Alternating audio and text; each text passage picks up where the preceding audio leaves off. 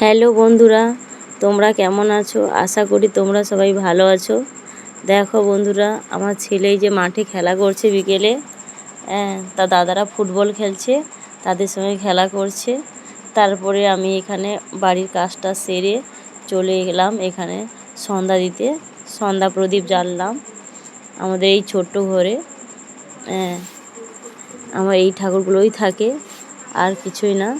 তারপরে সন্ধ্যা দিয়ে চলে এলাম এখানে রান্না করতে। তাই আমি আজকে রান্না করলাম। প্রথমে কড়াটা উনুনে চাপিয়ে দিলাম, কড়াটা গরম হয়ে গেছে। তারপরে তেলটা দিয়ে দিলাম, তেলটাও গরম হয়ে গেছে। তারপরে তেজপাতা দিয়ে দিলাম, তারপরে তেজপাতাটা হয়ে এসছে। তারপরে জিরে ফোড়ন দিয়ে দিলাম,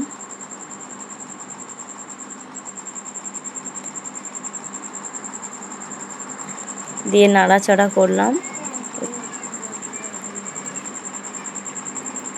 প্রথম ব্লগ করছি তো বন্ধুরা, জানি না কীভাবে কথা বলতে হয়, কীভাবে কী করতে হয় জানি না বন্ধুরা। তোমরা সবাই পাশে থেকো, তাহলে আমি ঠিকই ব্লগ করতে পারবো, বা কীভাবে কথা বলতে হয় তাও জানি না বন্ধুরা।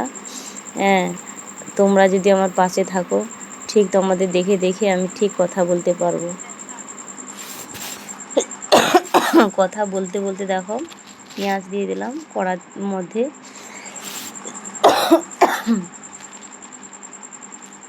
দিয়ে নাড়াচাড়া করছি। প্রচুর কয়েকদিন ধরে বর্ষা হচ্ছে, তো সেই জন্য প্রচুর কাশি হচ্ছে, ঠান্ডা লেগেছে, তো প্রচুর কাশি হচ্ছে। কাশি সিরাপ খেয়েছি, কিন্তু কাশিটা যাচ্ছে না।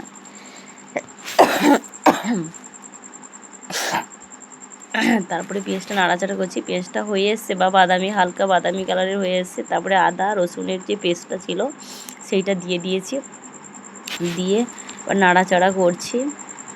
জয়েন্ট ফ্যামিলিতে থাকি তো বন্ধুরা, তাই সব কিছু কাজ বাজ সেরে রান্না করা বা ভিডিও করা। আমার একটা ছোটো বাচ্চা আছে, তাকে সামলানো, মানে মানে পেরে উঠতে পারি না।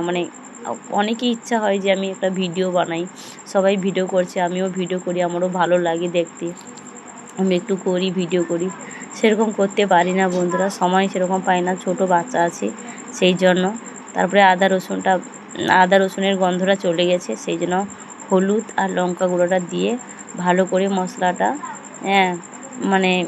পাক করে নিচ্ছি আর কি। তারপরে ভালো করে মশলাটা নাড়ছি। মশলাটা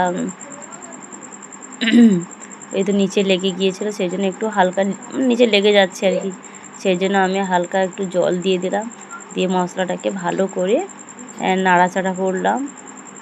মশলাটাও ঠিক পাক হয়ে আসছে। দেখো বন্ধুরা, ও তেল ছেড়ে দিয়েছে, হয়েও এসছে।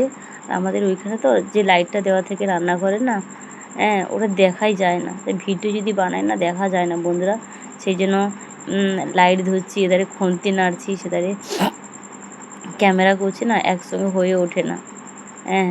জানি ভিডিওটা ভালোই হয়নি, তো কী করো বন্ধুরা, আমি তো জানি না কীভাবে করতে হয়, কীভাবে ভিডিও বানাতে হয় তাও জানি না। এই তো হয়ে এসছে, এবার তেলটা ছেড়ে দিয়েছে। এরপর হালকা আর এক দুবার নাড়াচাড়া করে এবার মটর আর আলুটা দিয়ে দেব।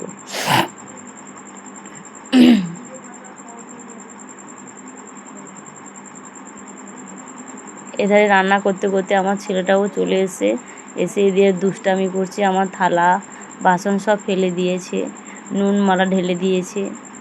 ছোটো বাচ্চা থাকলে যা হয়, আর কি করবো বলো বন্ধুরা, বাচ্চারাই তো দুষ্টামি করে বলো।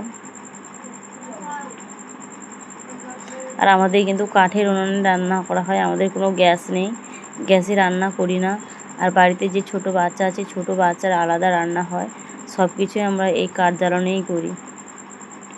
তারপরে এই যে সবুজ মটর আর আলুটা সেদ্ধ করা ছিল আগে থেকে, দিয়ে দিলাম ঘুগনির জন্য।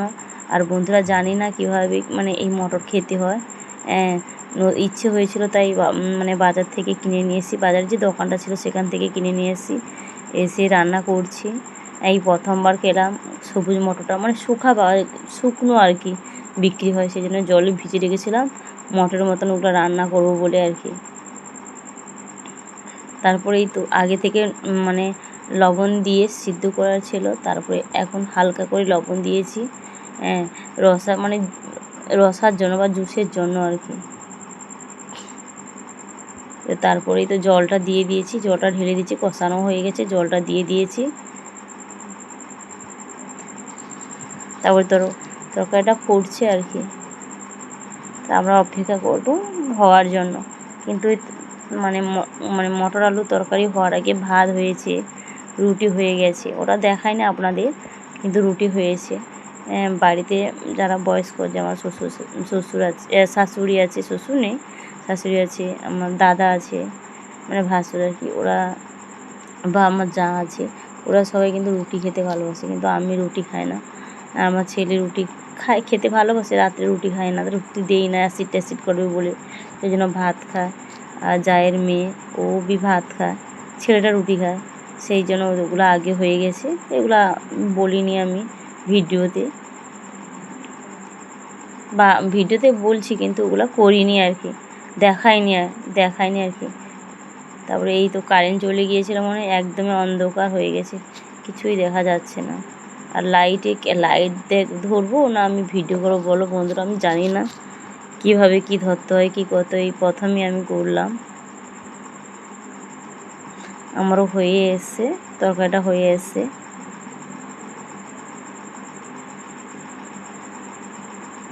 তাই তোমরা আমার পাশে থাকো, হ্যাঁ, আমিও একদিন ঠিক পারবো, তোমরা যদি আমাকে সেরকমই আমার পাশে থাকো বা আমাকে সাহায্য করো, আমি ঠিক পারবো, ঠিক করতে পারবো সব কিছুই। মানুষ পারে না এমন কিছু জিনিস নেই বলো, সবাই তো সব কিছুই পারে, চেষ্টা করলে পারা যাবে সব কিছুই। দেখো আমার তরকারিটা হয়ে গেছে, মটর আলুর তরকারিটা ঠিক হয়েই গেছে, এবার নামকে নেব আমি, হয়ে এসছে। তেমন কিছু মশলা বাড়িতে নেই, আদা রসুনই ছিল, হলুদ লঙ্কাই ছিল, যেগুলোই ছিল সেগুলো দিয়েছি, আর কিছুই দেয়নি। বাড়িতে একটু হালকা চিনি দিলে ভালো হতো, বাড়িতে চিনি ছিল না, হ্যাঁ চিনি শেষ হয়ে গেছে। তারপরে গরম মশলা এলাচ ছিলই না, বাড়িতে যেটাই ছিল সেটাই দিয়ে বানিয়েছি বন্ধুরা, নেই এখন বাড়িতে। তাই তরকারিটা হচ্ছে মানে মানে বাটিতে করে ঢাললাম, হ্যাঁ ঢেলে তারপর যাকে বলছি তুমি দেখো চেখে কেমন হয়েছে, নতুন জিনিস রান্না করছি তো, তাই তুমি একটু খেয়ে দেখো কেমন হয়েছে। আর সবই নামকে নিয়েছে মানে কি প্রচুর গরম, সেই জন্য তাকে ডাকছি যে তুমি একটু খেয়ে দেখো, হ্যাঁ কেমন হয়েছে, তাকে ডাকলাম, এবার তাকে দেবো, দেখো তুমি খেয়ে বলো। ও বলছে আমি রুটি দিয়ে খাবো, ও রুটিটা নিয়ে আসে, নিয়ে এলে তারপরেই খাবো। রুটিটা আনতে গেছে, দিয়ে রুটি নিয়ে খাবে বলে আর কি।